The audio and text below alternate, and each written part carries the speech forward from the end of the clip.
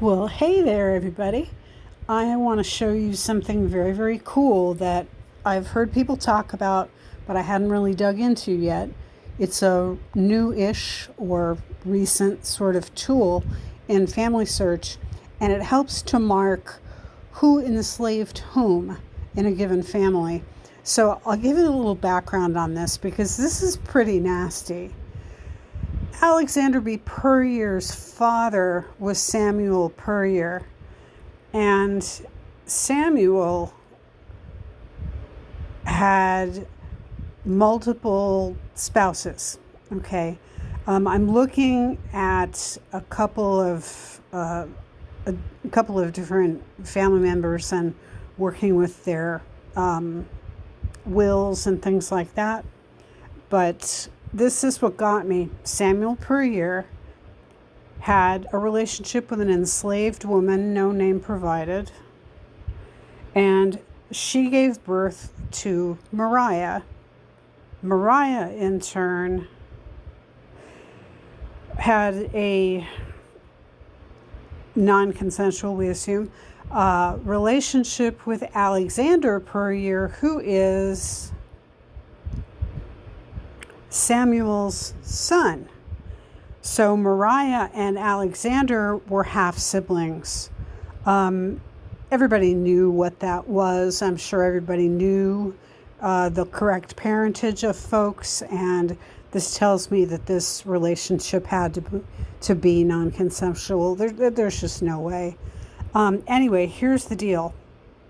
So under Mariah, I've been adding the kids. Here's Prince Albert Puryear, who is believed to be a direct line ancestor of Emmett Smith. I need to rewatch Who Do You Think You Are, or whatever the show it was that he was on, so that I can look at that. So what I'm going to do is I'm going to provide information that shows, using the tool that's in here, that Prince Albert Puryear is not only the son of Alexander B. Puryear, but he is also the enslaved worker of Alexander B. Puryear. So here's what I'm doing. First, I'll go to Prince Albert, and I get the copy of his ID. And I'm going to back arrow one. I'm on Alexander's profile. So I'm going to details for all the basic stuff. And what I'm going to do is I'm going to add all the way down. It says other relationship. I tap on that. And then I'm going to add the person, the person by ID, because that's what I have. And there it is, Prince Albert Puryear, parents Alexander B. and Mariah Puryear. So yes, that's all correct. So I'm adding that.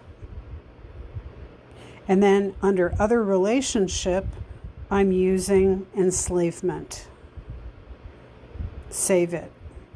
And now when you look at Alexander B. Puryear's profile, because I've done the other ones as well, it shows the enslavement of all of these people.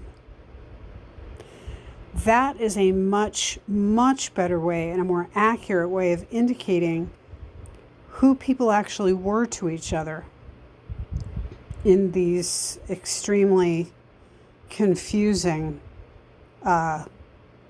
households. I don't know. I'm sorry. I'm a little stymied here for words because his legitimate spouse, Mary Fisher Edwards, she, when you look at the sources I attached, or someone else attached, the 1850 slave schedule, it shows that they enslaved in 1850, which was after her husband had died and while she was a widow and holding the property, and the enslaved persons who were working on her, I assume, plantation, 46 enslaved people. And it shouldn't, because it's no better if there's only one enslaved person or 3 or 5. It's all equally evil.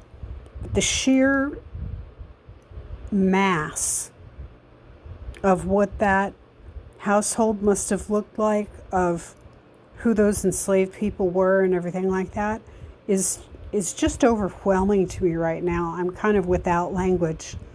So I'm going to work on this some more, and then maybe I'll have some more to tell you. But wow, really, just wow. But that's how to use the tool, so I encourage you to do so. Thanks. I'll talk to you later.